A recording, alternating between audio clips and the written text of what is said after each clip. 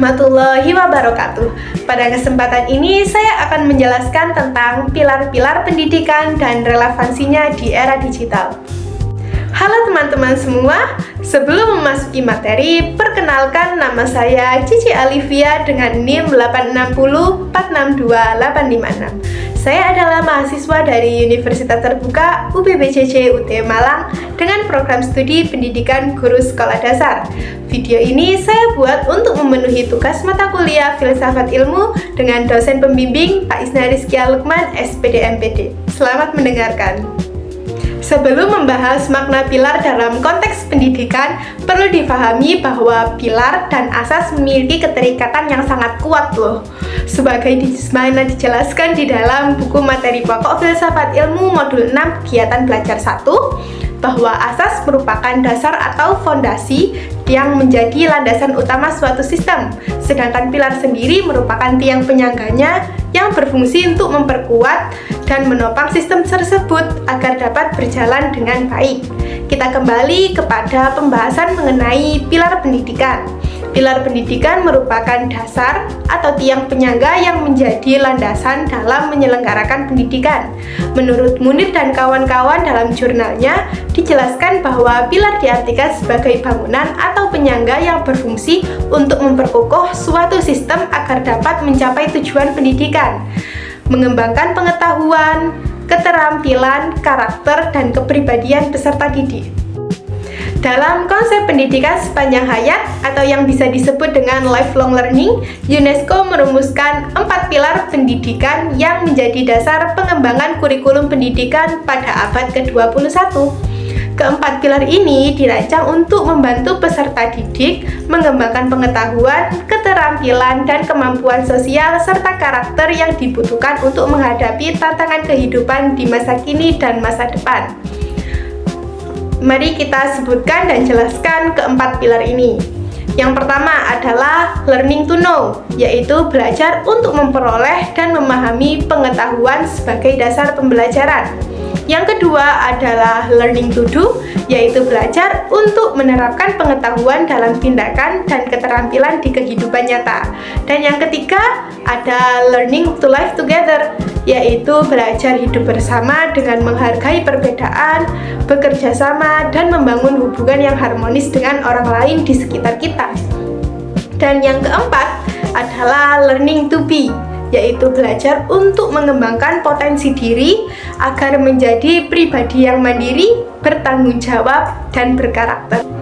Keempat pilar ini saling melengkapi dalam membentuk peserta didik yang baik dan tidak hanya cerdas secara akademik, tetapi juga memiliki keterampilan sosial, karakter, dan kemampuan menghadapi perubahan zaman pada zaman yang akan semakin maju.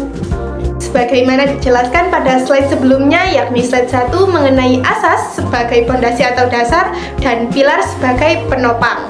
Pada slide ini, kita akan bahas mengenai 3 prinsip dasar pendidikan menurut Ki Hajar Dewantara yang menjadi salah satu asas-asas pendidikan, yakni asas peran.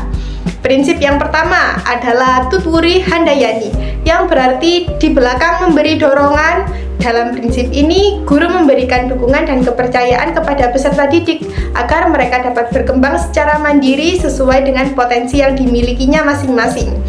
Prinsip kedua adalah Ing ngarsa sung tulodo, yang berarti di depan memberi teladan.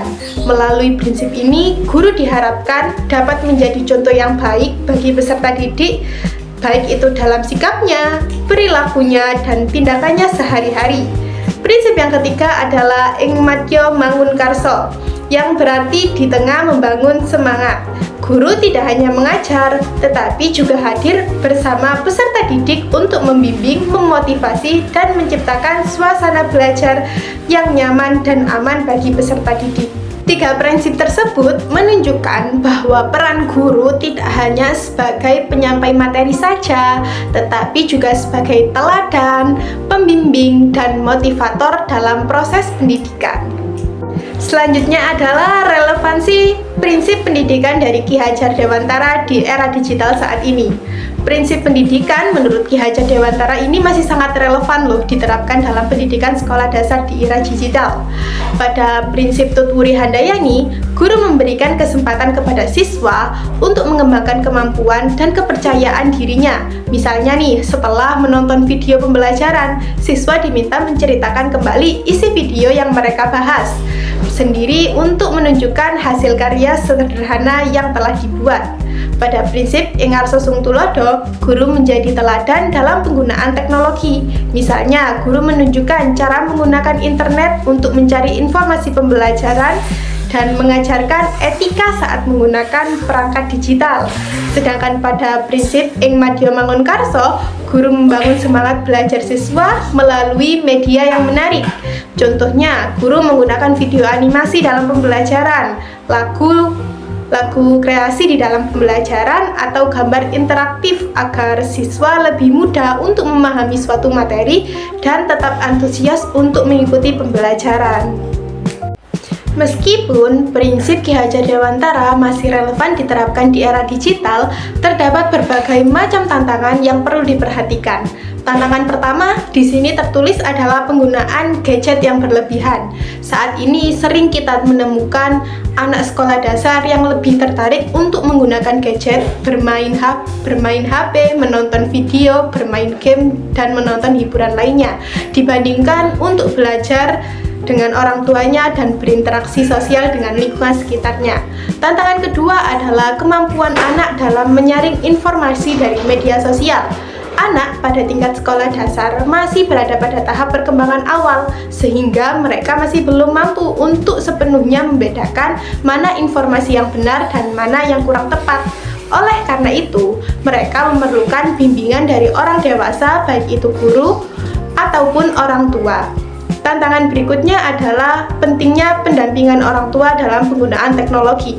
Tanpa pengawasan yang baik, teknologi dapat memberikan dampak negatif terhadap kebiasaan belajar dan perkembangan karakter anak. Selain itu, penggunaan media digital yang terlalu sering juga dapat mengurangi interaksi langsung antara anak dengan lingkungan sekitarnya. Padahal, interaksi sosial merupakan bagian penting dalam perkembangan peserta didik, khususnya pada tingkat sekolah dasar.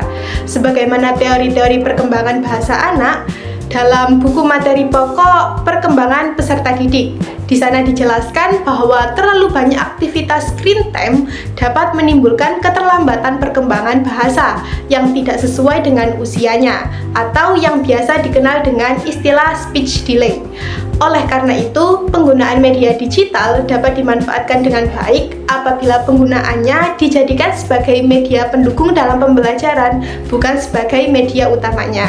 Dikarenakan interaksi dengan lingkungan sekitar itu sangat berpengaruh pada perkembangan anak, baik itu berupa perkembangan kognitif, bahasa, ataupun sosial emosionalnya.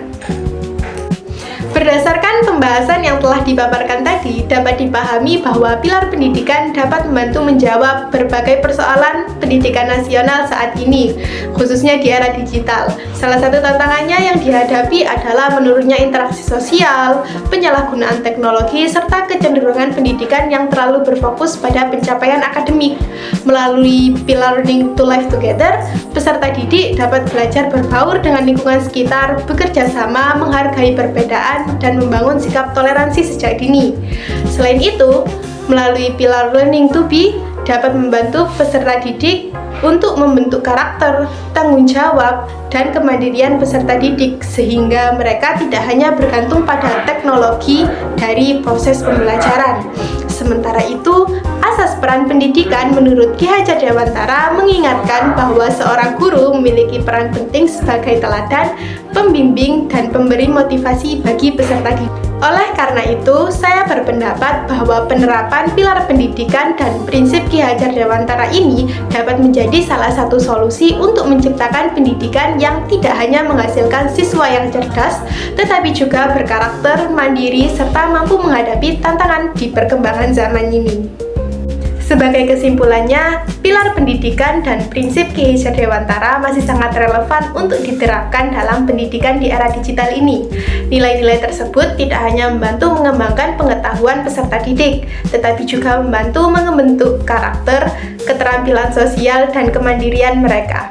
Untuk menjawab berbagai tantangan pendidikan nasional saat ini, diperlukan kerjasama yang kuat antara guru, sekolah, dan orang tua dalam mendampingi anak menggunakan teknologi secara bijak. Selain itu, pendidikan perlu terus beradaptasi dengan perkembangan zaman tanpa meninggalkan nilai-nilai karakter dan kemanusiaan yang menjadi tujuan utama pendidikan. Dengan demikian, diharapkan peserta didik dapat tumbuh menjadi generasi yang cerdas, berkarakter, dan siap menghadapi tantangan masa depan. Berikut sumber referensi yang saya gunakan pada pemaparan materi kali ini. Sekian presentasi filsafat ilmu tugas 3 dari saya. Terima kasih telah menyimak.